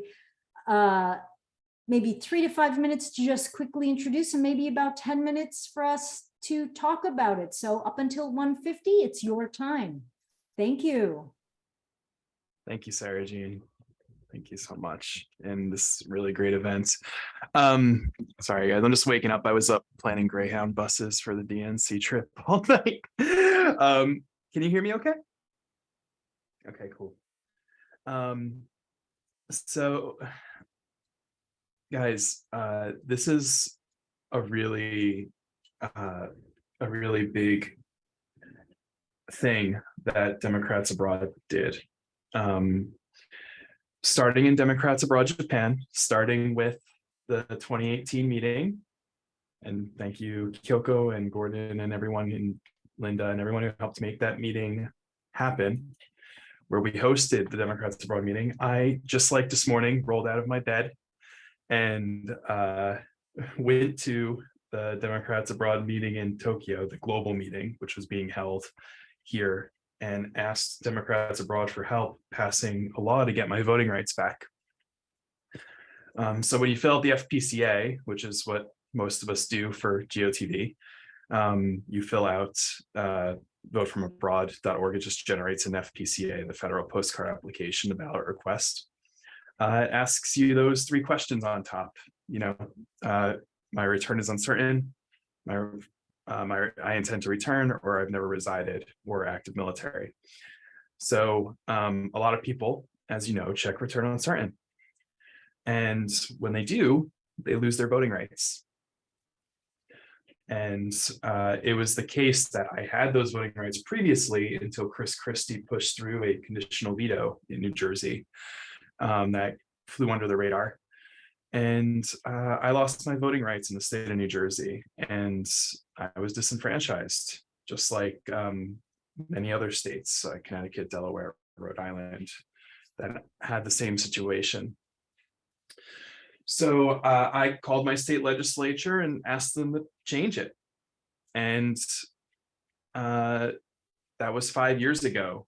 And we just passed that bill with the help of everyone here, many people who made phone calls, many people who kept me sane for the 5 years I was involved in this effort behind the scenes.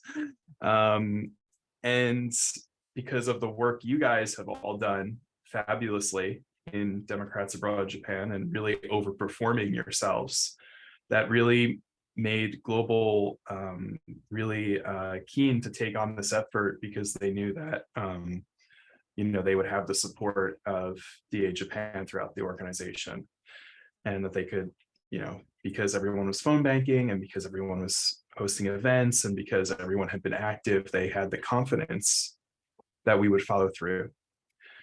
And nearly 5 years later, after that Tokyo meeting, we passed New Jersey A3929. So now it does not matter what an overseas voter checks when they vote in New Jersey, they will get state level voting rights. So that means that we just gave voting rights to 9 million New Jersey citizens. I mean, the politicians don't like it when I say that, but because, you know, there's 200,000 overseas citizens in New Jersey. But it is really for everyone who lives there can now get that right. And it isn't just about New Jersey. Like, I know I come on this call and people say, oh, New Jersey, oh, it's not my state, not interested, tune out. But listen up, listen.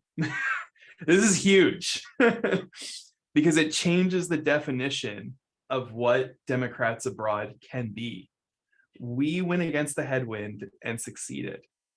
We're now an organization that successfully advocates for the protection and expansion of voter rights.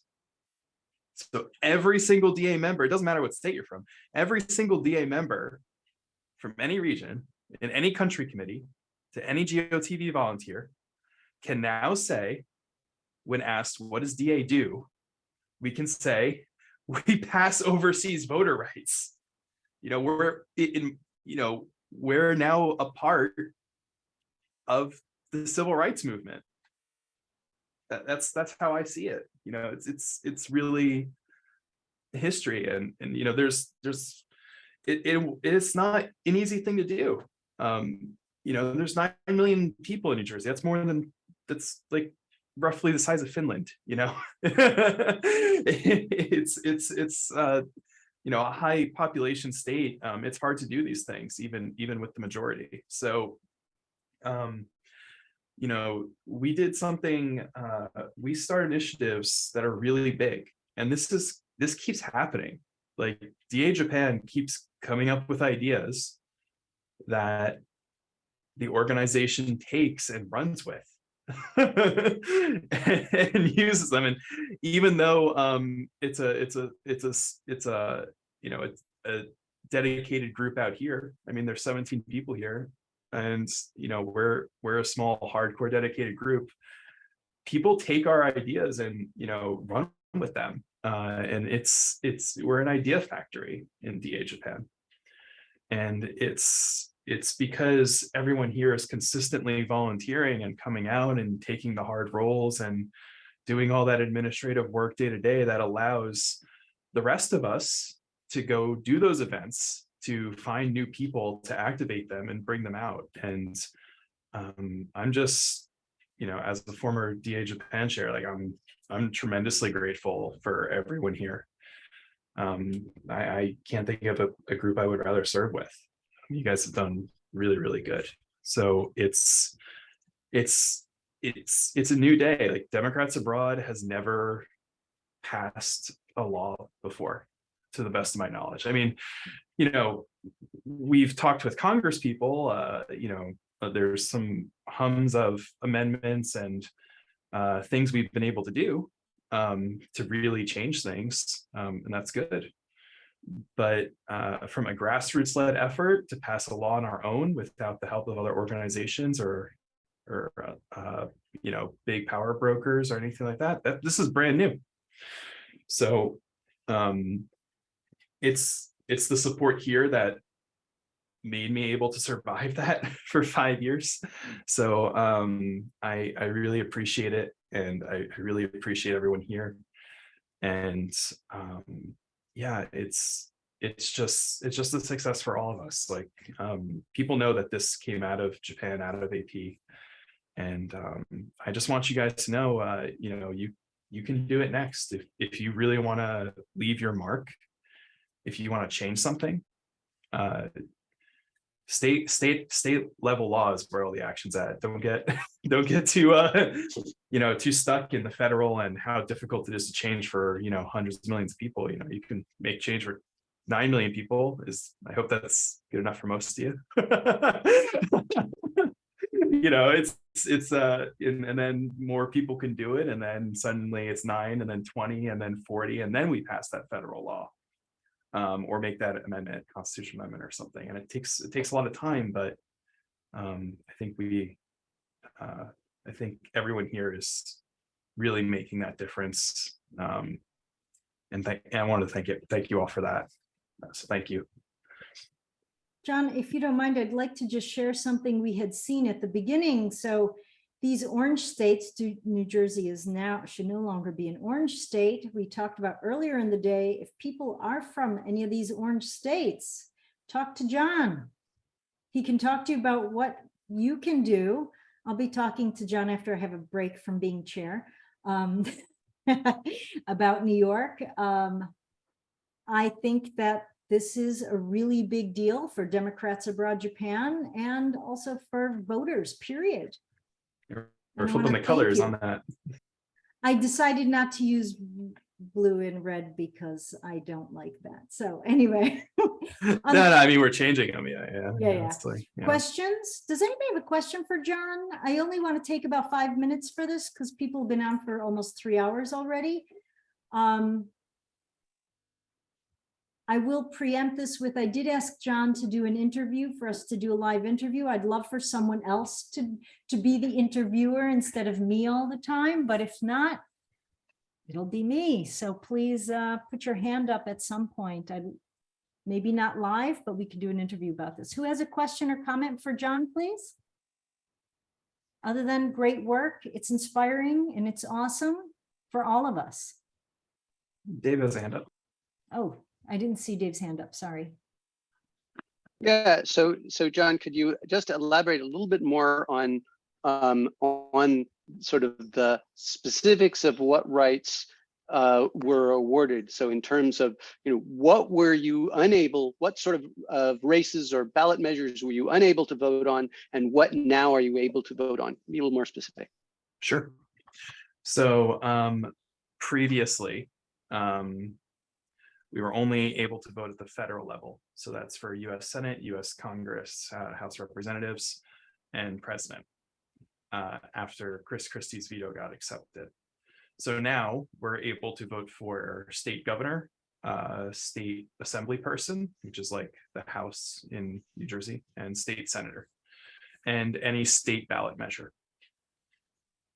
We weren't able to get local, but that's something I'm going to try and take a stab at again in like 10 years, I think.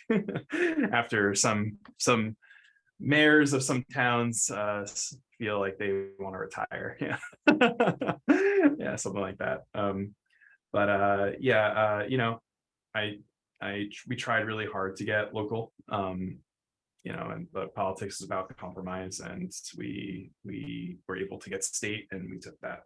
So what's really important is that there were some situations, there were some conversations where certain legislators,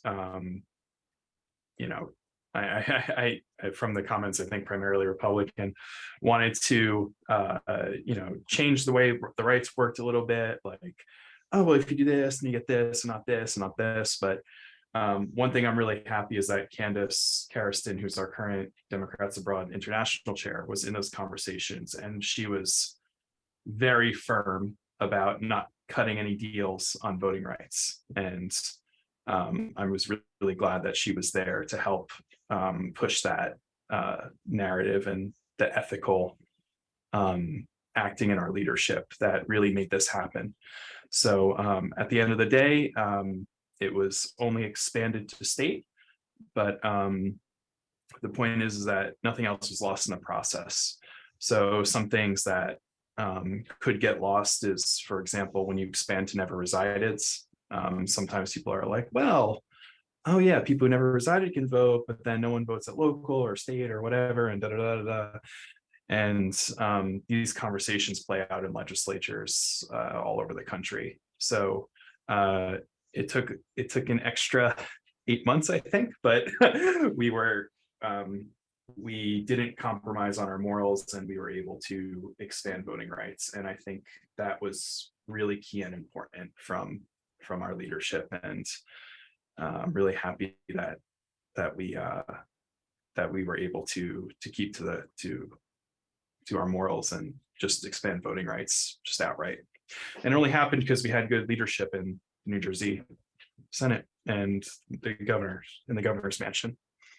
So Speaker Coughlin, President Senate, I believe it's Skutari, and he's first term, he's brand new, but the Senate president was awesome. And Governor Murphy was definitely a big advocate moving forward, I think.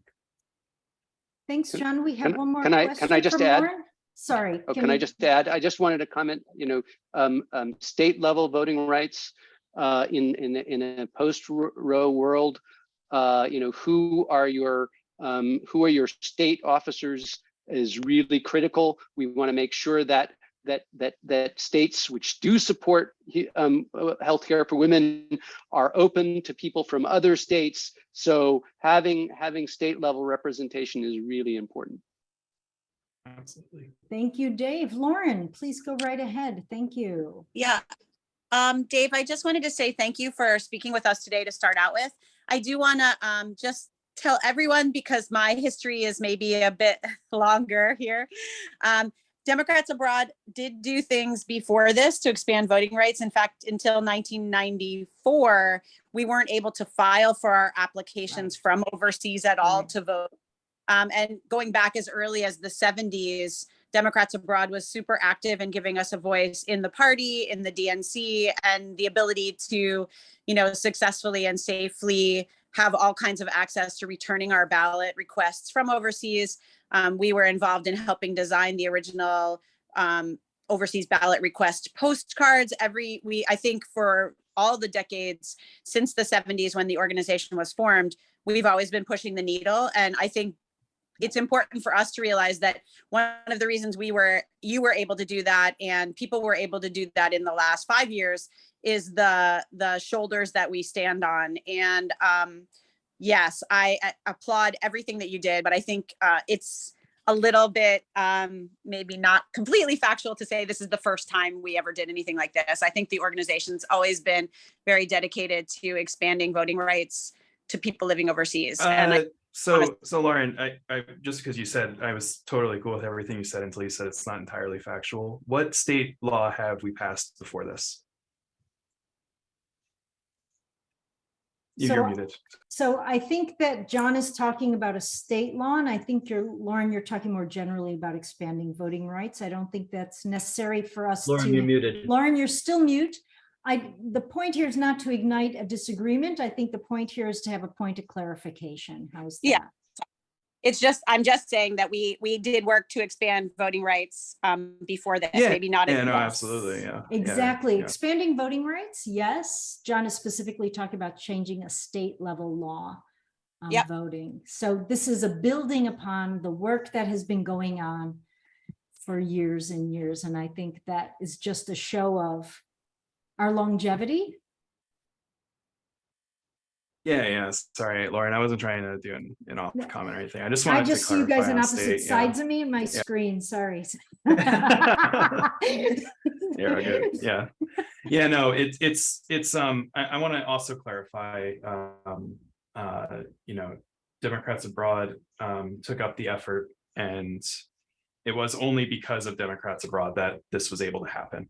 And it was because of the good work Democrats Abroad has done. I remember Lauren, to your point, I was speaking to one state senator in New Jersey on a call, and he said that 8 years ago he had gone to a DNC meeting, and he had heard how passionately that one of the members, couldn't remember his name, but one of our representatives spoke at the overseas about overseas voters and overseas voting rights, and that's what convinced him to vote for the bill. It wasn't anything we had said during our meeting, unfortunately. So Lauren, you're 100% correct, is that having Democrats Abroad push for voting rights and talk about them for years and years and years did make a difference. And there was no way that it is a long-term effort that DA was able to accomplish, and we all did it together. But yeah, I just do want to take a moment to recognize, though, that the organization changing definition of pure advocacy for this bill on their own at the state level, that's definitely the first time I believe that that's been accomplished directly, just from the grassroots up. Thank you very much. I think what we're both talking about is, the change in the state voting rights in New Jersey. That is historic, and it is important for us to build on that for other states. What was done what and that was built upon, you know, what other people have been working on. And it could not happen not only with John's dedication, but also our leadership at the global level being behind us. And thank you very much, John. I know that people have been on, some of us, for 4 hours. So it's time for our wrap up. I just want to give a little round of applause to John. And thank you very much for coming in and talking us through this. This is really awesome. And it's really important. Before we wrap up, there's always two things that we like to do. One is a little reminder. We've had a lot of talk today about possible actions. We've talked about the need for phone bankers, canvassing public events, international organization outreach, university outreach, study abroad outreach, chapter regional outreach, social media, using ResistBot. There's a whole slew of different meetings that are coming up, communications, new volunteers, my monthly chat with the chair with people just come in, your phone banking, your voter assistance. What we do at the end of every event, every meeting, is ask everyone to take 1 minute to reflect and then show what your action items are. And then we take our group photo. So, and I think this is important, not only because I'm going to be following up with you about the materials with materials and links, but also because it helps us all be accountable to each other. And maybe some of you see each other, I see your faces there and you could say, hey, did I actually do that or not? So let's take a quick minute to write up our little action item and share that. And then we'll take our group photo, so you can also beautify yourself in that minute as well. Quick minute. And then we will come up with our possible action items. And then Dave is working out his fun. Dave will do our wrap up before it is socializing time. All right. Once everybody's ready, put on your cameras and look happy. Or at least try to show, mine is obvious. I need to follow up with everybody, materials, links, etc. Waiting for Dave. Oh, double Lauren, John, Patrick, Raymond, Regina. What are action items? Kyoko, action items. Linda, I can't see yours. It's too small. I didn't write them down. Okay, then please put them in the chat then. Okay, great. Because we'll be I need to change my background so you can see mine. Chotamate kudasai. Waiting for Dave. Okay. Now why? Oh, mine shows up backwards. Oh well. You can. It's fine. Matt, could you do a photo? I've got two mice going on at the same time. Yeah, mine shows up backwards too. Oh, I got to change my background. Yeah, no, yeah, you're. John and Dave, I've seen you both forwards. Yeah, me too. We see them fine. Yeah, no, it looks backwards to you, but not to everyone else. To you. Yeah, no, I don't know how to. Are we ready? This, so. No, it's fine, Dave. It's fine. If you go to your video settings and go to we video, can see it. We can see it fine. Oh, okay. You can. Thank you. All right, 4, 3, 2, 1. Cheese it. One more. 4, 3, 2, 1. Ah! Thank you. Thank you. And handing it over to Dave for the next few minutes. Thank you, Dave. All right. Well, first of all, I want to thank all of you for showing up today. This is a key event in kicking off our campaign for the fall, and we recognize that a lot of people are still kind of in summer mode. It was kind of difficult to get everyone signed up, so we really appreciate all of you who spent your afternoon with us, your morning and afternoon with us. I just wanted to sort of recap as to what we covered today. We started out with some real grassroots campaigns in parts of the Eastern United States, and it was really very inspiring to hear people in races where our votes could make a huge difference. You know, voting for the governor of California or the president of the United States is, you know, your vote is just a very small drop in the bucket. But for in a lot of these smaller races, we really can swing it. One of the other things I wanted to reemphasize, something that Sarah Jean had pointed out, in that it's looking reasonably good for keeping the Senate, just because the GOP, under the tutelage of our former president, has selected some truly awful candidates, bless his heart. But we have to win something like 34 of the 37 or 36 toss-up House races. So, you know, one way you can look at that and say, to keep the House. One way you look at that and say, wow, the odds are really tough, right?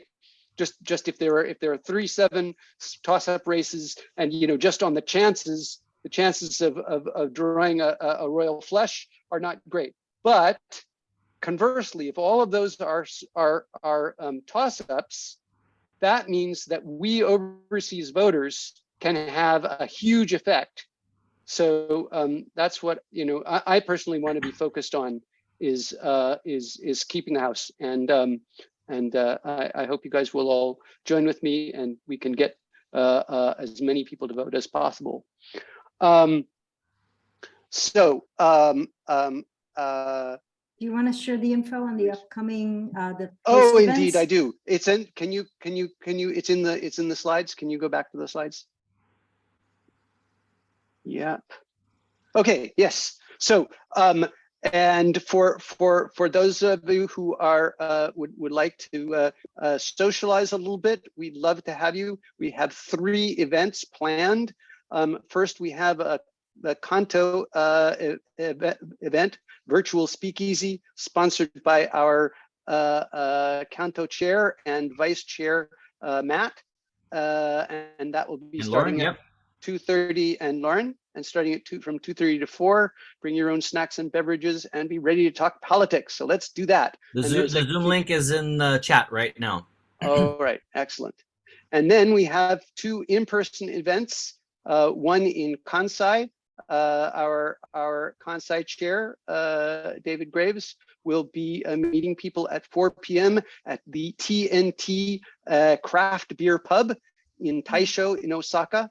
And I guess, was that in addition to Bocce Ball in the park there, David? Is he still here? There will be going on as well. Okay. Yes. Just around cool. the corner from there. Yeah. Okay. All right. So have a beer and then go play Bocce Ball. Okay. Do both at the same time. All right. Okay. Cool. And then Ray and Kyushu from 3 p.m. will be at the Dancing Penguin, also craft beer. Wow. Gee, Matt, I don't know. Where do we get the craft beer? Yeah, okay. I don't got any craft beer in my freezer, but okay. All right. I got a half an hour to run out and get one. Right. Okay. All right. And then here's the link for the after party for Kanto. So, yeah. Thank you, everybody, for joining us. Excellent day. Let us all, you know, reflect upon what we've signed up to do here. We are, you know, in the home stretch on this critical election. We have the opportunity to make a big difference. So let's all put in some hours and make it happen. Thank you all very much for coming. Thank you for organizing. Thank you. 68 days. Let's make these next 68 days amazing and have an impact. Thank you, everyone. I'm going to stop the recording.